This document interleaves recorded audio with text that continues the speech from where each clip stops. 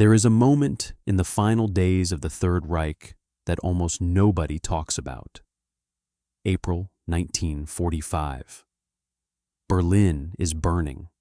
The Red Army has surrounded the city from 3 sides and is closing in from every direction with a force so overwhelming that the outcome is not a question anymore. It is a countdown. Inside the Führerbunker, 55 feet below the Reich Chancellery, Adolf Hitler is staring at a map and pointing at an army group that he believes is going to save him. He has given the order. The relief attack on Berlin will begin immediately. The SS will break through the Soviet lines, relieve the city, and turn the war around in its final hours. The man he has chosen to lead this attack is Felix Steiner, one of the most experienced SS commanders in the entire German military. There is just one problem. Steiner looks at the forces available to him, looks at the Soviet lines he is being ordered to attack, looks at the map that Hitler is pointing at with such absolute certainty, and makes a decision that almost no one in the entire history of the Third Reich had ever made before. He says no, not publicly, not with a dramatic speech or a formal letter of resignation. He simply does not attack. And in doing so, he saves the lives of thousands of men who would have died for nothing in the burning rubble of a war that was already over. His name was Felix Steiner, and this is his story. Felix Steiner was born in 1896 in a small town in East Prussia, the kind of place that produced soldiers the way other regions produced farmers or craftsmen, as a matter of simple geography and tradition. East Prussia was border country, exposed on multiple sides, with a military culture that went back centuries and a particular understanding of what it meant to defend territory that could never be taken for granted. His father was a military officer. The expectation was clear from childhood.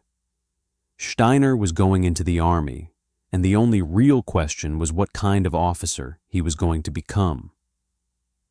He entered the German Imperial Army as a young officer and went straight into the First World War, which for a man of his generation meant 4 years of the most brutal and transformative military experience in modern history. He fought on the Eastern Front and the Western Front. He survived Verdun, one of the longest and most destructive battles ever fought, a 10-month nightmare of artillery and mud and attrition that consumed hundreds of thousands of lives and changed everyone who passed through it in ways they could never fully explain afterward. He was decorated multiple times.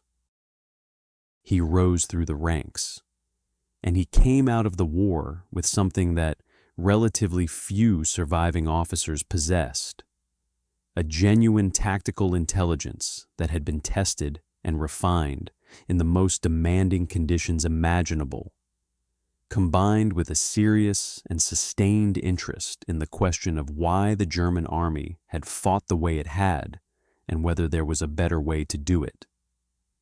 That question occupied Steiner through the 1920s and into the 1930s in a way that set him apart from many of his contemporaries. He studied tactics obsessively. He read widely. He thought carefully about the relationship between small unit tactics and large operational outcomes, about the importance of initiative at the squad and platoon level, about the ways that rigid hierarchical command structures limited what soldiers could achieve in fast-moving fluid situations. He developed ideas about infantry tactics that were genuinely innovative for the era, ideas about small elite units moving fast and hitting hard, rather than large masses of men advancing in formation and absorbing casualties until one side ran out of men. These ideas would eventually shape the way the Waffen SS fought in ways that made it one of the most tactically effective forces of the Second World War, for better and considerably for worse. He joined the SS in 1935, which requires some explanation because it was not an obvious move for a serious professional military officer with the kind of conventional career credentials Steiner had accumulated. The SS in 1935 was still in the process of building its military arm, the Waffen SS, and it was doing so in competition with the regular German army, the Wehrmacht, which did not particularly want a rival military organization operating alongside it, and made its displeasure known through every bureaucratic and institutional channel available to it. Steiner joined because Himmler offered him something the Wehrmacht was not offering, the freedom to build a unit from scratch according to his own tactical principles, to select his own men, to train them the way he believed soldiers should be trained, and to create something genuinely new rather than simply continuing the traditions of an institution that he felt had not learned the right lessons from the previous war. He got what he was promised.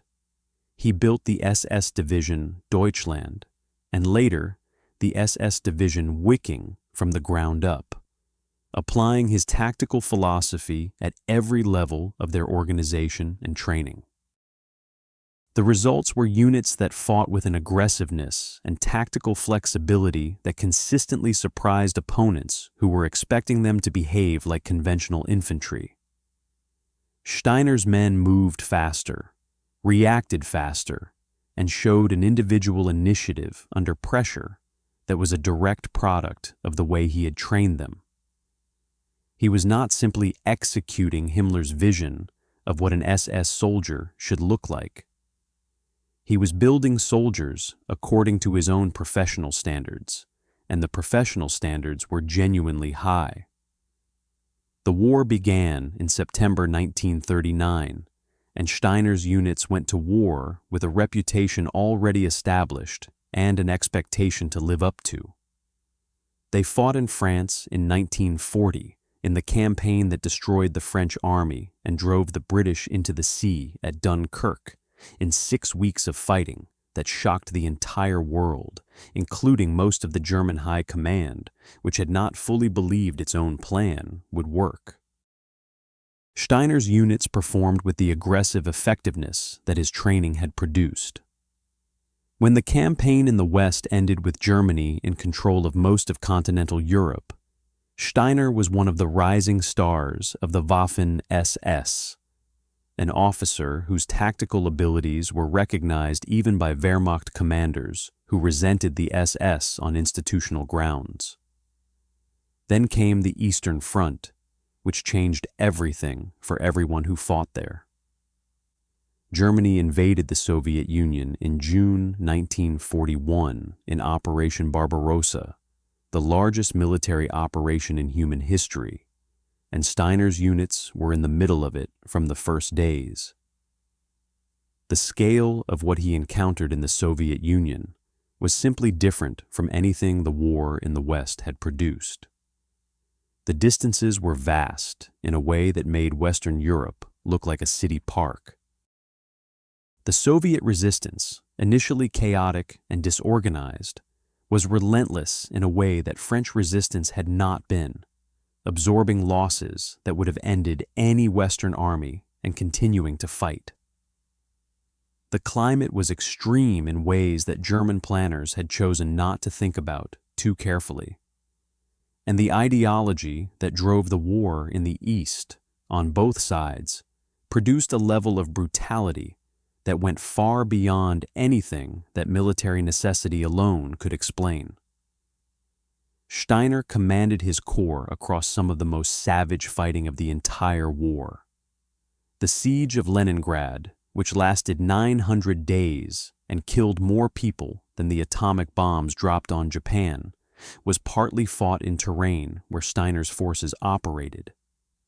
The grinding attritional battles of 1942 and 1943, as the initial German advances stalled and then began to reverse, tested his abilities as a commander in ways that the mobile warfare of 1940 had not. He showed consistently that he could handle both the aggressive offensive operations that his tactical philosophy was designed for and the desperate defensive fighting that the later years of the Eastern Front demanded. He was not a commander who needed things to be going well to function effectively. He could manage retreat and rearguard actions with the same professional competence he brought to attack, which in the context of the German army's situation from 1943 onward was probably more valuable than the ability to attack. By 1944, Germany was losing the war on every front, and the German military leadership was increasingly divided between officers who understood this and were thinking about how to end the war with the least possible additional destruction, and Hitler, who was not thinking about ending the war at all, but about winning it through a combination of will, secret weapons, and military operations that existed primarily on maps in the Führerbunker, rather than in any meaningful military reality. The relationship between Hitler and his senior commanders had been deteriorating for years, poisoned by a series of military disasters that Hitler blamed on his generals, and his generals blamed on Hitler, and by 1944 it had reached a level of mutual mistrust and contempt that made coherent military decision-making essentially impossible. Steiner was not a political general. He was not a member of the resistance networks that were plotting against Hitler. He was not among the officers involved in the July 1944 assassination attempt, and he had never publicly or privately positioned himself as an opponent of the regime in any organized sense. But he was a professional soldier with a professional soldier's understanding of military reality, and military reality by late 1944 was telling him things that Hitler's maps were not. He could see what the forces available to him were capable of and what they were not capable of. He could look at the operational situation and understand what was possible and what was fantasy, and, increasingly, the orders coming from the Führerbunker were fantasy. The crisis came in April 1945. The Red Army's final offensive on Berlin had begun and was proceeding with a weight and momentum that made the outcome absolutely clear to anyone with eyes and a map. Soviet forces were closing on the city from multiple directions with over 2.5 million men, 6,000 tanks, and 40,000 artillery pieces. The German forces defending Berlin were a fraction of what would have been needed to stop them, even in the best possible circumstances, and the circumstances were not the best possible. They were catastrophic. Units existed on paper that had ceased to exist in reality. Formations that were listed in the order of battle had been ground down to fractions of their nominal strength. The city was defended largely by exhausted remnants of divisions that had been fighting continuously for months, supplemented by Volkssturm units of old men and boys with minimal training and inadequate weapons. In this situation, Hitler ordered Steiner to launch a relief attack on Berlin. The Army Detachment Steiner, as it was designated in Hitler's orders, was to drive south, break through the Soviet lines surrounding the city, and relieve the German forces fighting inside it. Hitler presented this order with the kind of absolute certainty that he had brought to military decisions throughout the war. The certainty of a man who believed that will could substitute for material reality, and that the right order given with sufficient conviction would produce the right result regardless of what the actual forces involved were capable of doing. Steiner looked at what he actually had. The forces designated for his attack were not the powerful SS armored formation that Hitler's maps implied. They were scattered remnants, understrength units pulled from multiple directions, men who had been fighting continuously and were exhausted to the point of near collapse, with inadequate ammunition, inadequate fuel, and no meaningful air support in a situation where Soviet air power dominated the sky. To attack with these forces against the Soviet lines surrounding Berlin would not relieve the city. It would simply add more German dead to the enormous pile that the Eastern Front had already accumulated, in an operation that had no realistic prospect of achieving anything except the destruction of the men ordered to carry it out. He did not attack. He reported to his superiors that the attack was not possible with the forces available. He requested either adequate reinforcements or a modification of the orders to reflect the actual military situation. Neither arrived. Hitler, when he learned that Steiner was not attacking, went into a rage that people who witnessed it described as the moment when it became absolutely clear that the man in the bunker had lost his connection to reality entirely. He screamed.